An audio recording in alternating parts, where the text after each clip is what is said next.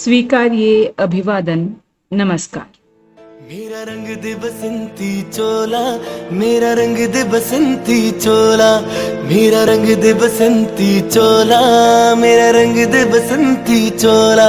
हो आज रंग दे, हो माए रंग दे, मेरा रंग दे बसंती चोला, मेरा रंग दे बसंती चोला, तेरा रंग दे बसंती चोला, मेरा रंग दे बसंती चोला, माए रंग दे बसंती चोला। भगत सिंह और उनके पत्र। इस क्रम में आज प्रस्तुत है 1928 में कीर्ति नामक अखबार में छपा लेख, जिसमें भगत सिंह ने सुभाष चंद्र बोस और जवाहरलाल नेहरू के विचारों की तुलना की थी। आइए सुनते हैं ये पत्र। असहयोग आंदोलन की असफलता के बाद जनता में बहुत निराशा और मायूसी फैली हुई है। हिंदू मुस्लिम दंगों ने बचा खुचा साहस भी खत्म कर दिया है। लेकिन देश में जब एक बार जागृति फैल जाए तो देश ज्यादा दिन तक सोया नहीं रह सकता। जनता में फिर जोश आ गया है और वो हमला बोलती दिखाई पड़ रही है। हिंदुस्तान में फिर जान आ गई है। हिंदुस्तान फिर जाग रहा है। देखने में तो कोई बड़ा जन आंदोलन नजर नहीं आता, लेकिन नींव जरूर मजबूत की जा रही है। आधुनिक विचारों के अनेक नए नेता सामने आ रहे हैं। इस बार नौजवान नेता ही देशभक्त लोगों की नजरों में आ रहे हैं। इस समय जो आगे आए नेता हैं वो हैं बंगाल के पूजनीय श्री सुभाष चंद्र बोस और माननीय पंडित श्री जवाहरलाल नेहरू। यही दो नेता हिंदुस्तान में उभरते नजर आ रहे हैं और युवाओं के आंदोलन में विशेष रूप से भाग ले रहे हैं। दोनों ही हिंदुस्तान की आजादी के कट्टर समर्थक हैं, समझदार और सच्चे देशभक्त भी। लेकिन इनकी विचारधारा में जमीन आसमान का अंतर है। एक को भारतीय संस्कृति का उपासक कहा जाता है तो दूसरे को पक्का पश्चिम का शिष्य। एक को कोमल हृदय वाला भावुक कहा जाता है तो दूसरे को पक्का युगांतकारी। हम इस लेख में उनके अलग अलग विचारों को आपके समक्ष रखेंगे ताकि आप स्वयं उनके अंतर को समझ सकें और विचार भी कर सकें। लेकिन उन दोनों के विचारों का उल्लेख करने के पहले एक और व्यक्ति का उल्लेख करना बहुत जरूरी है, जो इन्हीं की भांति स्वतंत्रता प्रेमी हैं और युवा आंदोलनों में एक विशेष शख्सियत है, साधु वासवानी। चाहे कांग्रेस के बड़े नेताओं की भांति जाने माने नहीं हैं, चाहे देश के राजनीतिक क्षेत्रों में उनका कोई विशेष स्थान नहीं, तो भी युवाओं पर, जिन्हें कि कल देश की बागडोर संभालनी है, इनका असर है। और उनके ही द्वारा शुरू किया हुआ आंदोलन भारत युवा संघ इस समय युवाओं में विशेष प्रभाव रखता है। उनके विचार बिल्कुल अलग ढंग के हैं। उनके विचार एक ही शब्द में बताए जा सकते हैं, वापस वेदों की ओर लौट चलो। ये आवाज सबसे पहले आर्य समाज ने बुलंद की थी। इस विचार का आधार इस आस्था में है कि वेदों में परमात्मा ने संसार का सारा ज्ञान उड़ेल दिया है। इससे आगे और अधिक विकास नहीं हो सकता। इसलिए हमारे हिंदुस्तान ने चौतरफा जो प्रगति कर ली थी, उससे आगे न दुनिया बढ़ी है और न बढ़ सकती है। खैर, वासवानी आदि इसी को आस्था मानते हैं और एक जगह कहते हैं, हमारी राजनीति ने अब तक कभी तो मैजनी और वोल्टेयर को अपना आदर्श मानकर उदाहरण स्थापित किए हैं और कभी लेनिन या टॉलस्टॉय से सबक सीखा है। लेकिन हमें ज्ञात होना चाहिए कि हमारे पास उनसे कहीं बड़े आदर्श हमारे पुराने ऋषि हैं। वासवानी इस बात पर यकीन रखते हैं कि हमारा देश एक बार तो विकास की अंतिम सीमा तक जा चुका है और आज हमें इससे आगे जाने की आवश्यकता नहीं है, बल्कि पीछे लौटने की जरूरत है। आप एक कवि हैं। कवित्व आपके विचारों में हर जगह नजर आता है।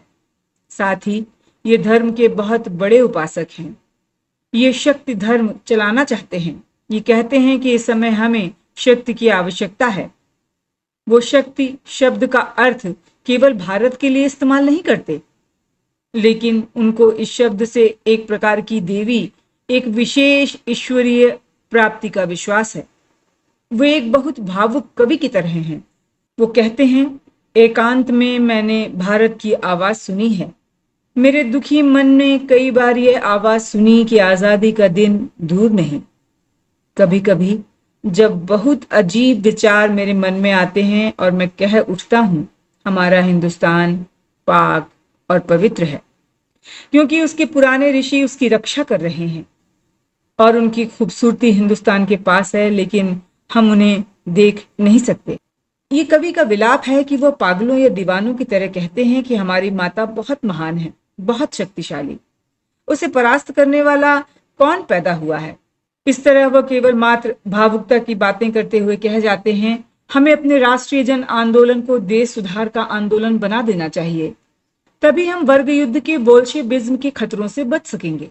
वो इतना कहकर ही गरीबों के पास जाओ, गांव की ओर जाओ, उन्हें दवा दारू मुफ्त दो, समझते हैं कार्यक्रम पूरा हो गया।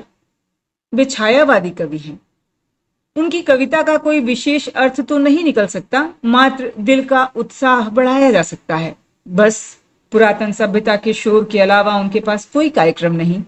युवाओं के दिमाग को वो कुछ नया नहीं देते, केवल दिल को भावुकता से भर देना चाहते हैं। उनका युवाओं में बहुत असर है और भी पैदा हो रहा है। उनके दकियानूसी और संक्षिप्त विचार यही हैं जो हमने ऊपर बताए हैं। उनके विचारों का राजनीतिक क्षेत्र पर सीधा असर ना होने के बावजूद बहुत असर पड़ता है, विशेषकर इस कारण कि नौजवान युवाओं को ही कल आगे बढ़ना है और उन्हीं के बीच इन विचारों का प्रचार किया जा रहा है। आजादी को चली बिहाने दीवानों की टोलियां, खून से अपने लिख देंगे हम इनकलाब के बोलियां।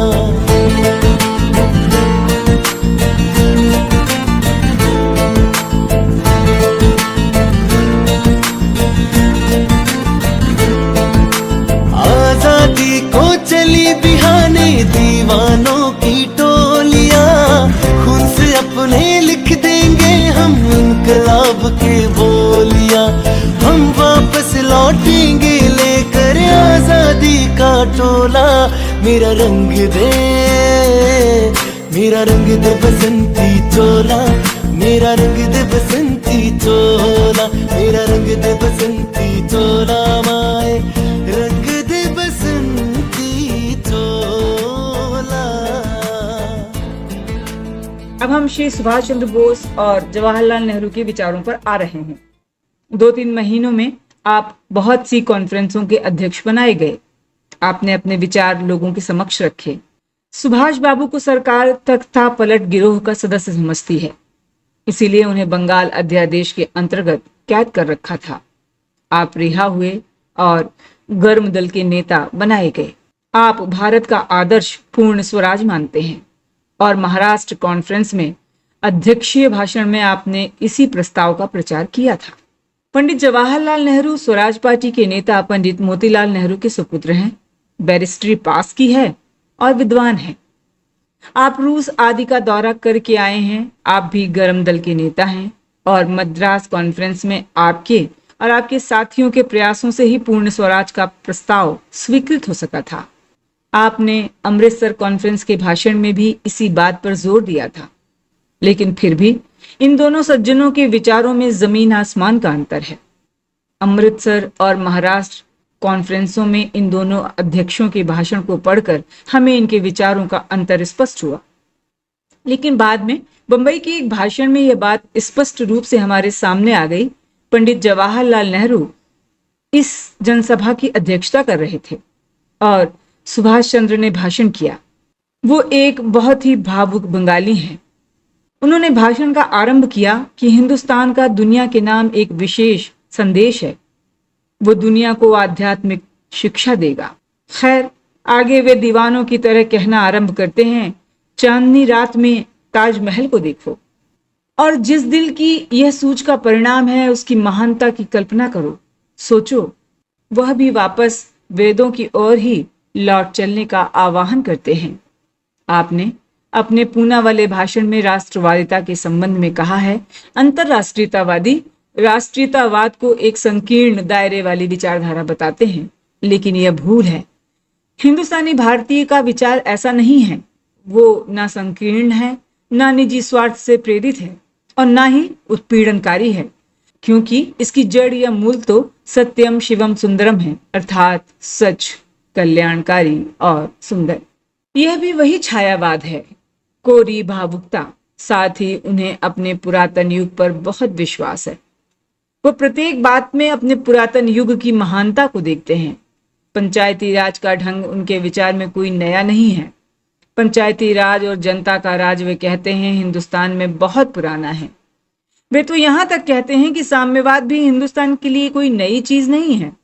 खैर, उन्होंने सबसे ज्यादा उस दिन के भाषण में जोर दिया वो ये था कि हिंदुस्तान का दुनिया के लिए एक विशेष संदेश है।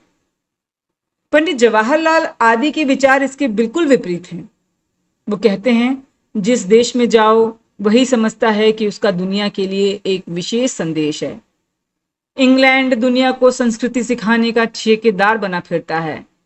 मैं तो कोई विशेष बात अपने देश के पास नहीं देखता। सुभाष बाबू को उन बातों पर बहुत यकीन है। जवाहरलाल कहते हैं प्रत्येक नौजवान को विद्रोह करना चाहिए, राजनीतिक क्षेत्र में ही नहीं बल्कि धार्मिक, सामाजिक और आर्थिक क्षेत्र में भी। मुझे ऐसे व्यक्ति की कोई आवश्यकता नहीं जो आकर कहे कि फलां बात कुरान में लिखी है। कोई बात जो अपनी समझदारी की परख में सही साबित ना हो, उसे चाहे वेद और कुरान में कितना ही अच्छा क्यों ना कहा गया हो, नहीं माननी चाहिए। ये एक युगांतकारी विचार है। सुभाष के विचार में हमारी पुरानी चीजें बहुत अच्छी हैं, तो जवाहरलाल नेहरू के विचार में उनके विरुद्ध विद्रोह कर दिया जाना चाहिए। एक को भावुक कहा जा सकता है तो एक को युगांतकारी और विद्रोही। पंडित जी एक स्थान पर कहते हैं कि अब भी जो कुरान के जमाने के अर्थात 1300 वर्ष पीछे के अरब की स्थितियां पैदा करना चाहते हैं और जो पीछे वेदों के जमाने की ओर देख रहे हैं, उनसे मेरा ये कहना है कि ये तो सोचा भी नहीं जा सकता कि युग वापस लौट आएगा। वास्तविक दुनिया पीछे नहीं लौट सकती। काल्पनिक दुनिया को चाहे कुछ दिन यहीं स्थिर रख सकते हैं और इसलिए वह विद्रोह की आवश्यकता महसूस करते हैं। सुभाष बाबू पूर्ण स्वराज के समर्थन में हैं। वो कहते हैं कि अंग्रेज पश्चिम के वासी हैं, हम पूर्व के।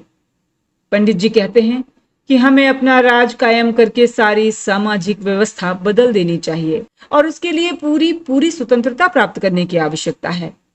सुभाष बाबू मजदूरों से सहानुभूति रखते हैं, उनकी स्थिति सुधारना चाहते हैं। पंडित जी एक क्रांति करके सारी व्यवस्था ही बदल देना चाहते हैं। सुभाष भावुक हैं, दिल के लिए नौजवानों को बहुत कुछ दे रहे हैं, पर मात्र दिल के लिए। दूसरा युगांतकारी है जो दिल के साथ दिमाग को भी बहुत कुछ दे रहा है। हमारे आदर्श समाजवादी सिद्धांतों के अनुसार पूर्ण स्वराज होना चाहिए, जो कि युगांतकारी तरीकों के बिना प्राप्त नहीं हो सकता।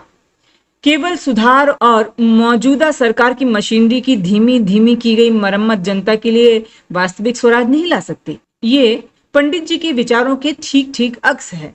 सुभाष बाबू राष्ट्रीय राजनीति की ओर उतने समय तक ही ध्यान देना आवश्यक समझते हैं जितने समय तक दुनिया की राजनीति में हिंदुस्तान की रक्षा और विकास का सवाल है। परंतु पंडित जी राष्ट्रीयता के संकीर्ण दायरों से निकलकर खुले मैदान में आ गए हैं। अब सवाल यह है कि हमारे सामने दोनों के विचार हैं, हमें किस ओर झुकना चाहिए। एक पंजाबी समाचार पत्र ने सुभाष की तारीफ में पुल बांधकर पंडित जी आदि के बारे में कहा कि वो ऐसे विद्रोही पत्थरों से सिर मार मार कर मर जाते हैं। ध्यान रखना चाहिए कि पंजाब पहले ही बहुत भावुक प्रांत है। लोग जल्दी ही जोश में आ जाते हैं और जल्द ही झाग की तरह बैठ जाते हैं। सुभाष आज शायद दिल को कुछ भोजन देने के अलावा कोई दूसरी मानसिक खुराक नहीं दे रहे। अब आवश्यकता इस बात की है कि पंजाब के नौजवानों को इन युगांतकारी विचारों को खूब सोच विचार कर पक्का कर लेना चाहिए। इस समय पंजाब को मानसिक भोजन की सख्त जरूरत है और यह पंडित जवाहरलाल नेहरू से ही मिल सकता है। इसका यह अर्थ नहीं कि उनके अंधे पैरोकार बन जाएं, लेकिन जहां तक विचारों का संबंध है वहां तक इस समय पंजाबी नौजवानों को उनके साथ लगना चाहिए ताकि वे इंकलाब के वास्तविक अर्थ हिंदुस्तान के इंकलाब की आवश्यकता, दुनिया में इंकलाब का स्थान क्या है आदि के बारे में जान सकें। सोच विचार के साथ नौजवान अपने विचारों को स्थिर करें ताकि निराशा, मायूसी और पराजय के समय में भी भटकाव के शिकार ना हो। अकेले खड़े होकर दुनिया से मुकाबले में डटे रह सके। इसी तरह जनता इंकलाब के ध्येय को पूरा कर सकेगी। आज इतना ही। भगत सिंह के अगले किसी पत्र के साथ हम फिर उपस्थित होंगे। तब तक के लिए दीजिए आज्ञा। जय हिंद। ये वो चोला है कि जिस पे रंग चढ़े ना दूजा, हमने तो बचपन से की थी इस चोले की पूजा।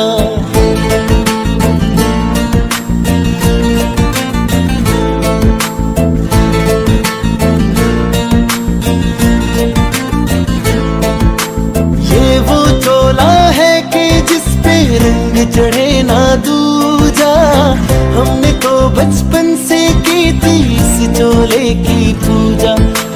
कल तक जो चिंगारी थी वो आज बनी है शोला। मेरा रंग दे, मेरा रंग दे बसंती चोला, मेरा रंग दे बसंती चोला, मेरा रंग दे बसंती चोला, मेरा रंग दे बसंती चोला। ओ आज रंग दे, ओ माए रंग दे, मेरा रंग दे बसंती चोला, मेरा रंग दे बसंती चोला, तेरा रंग दे बसंती चोला, मेरा रंग दे बसंती चोला, माए रंग दे बसंती चोला।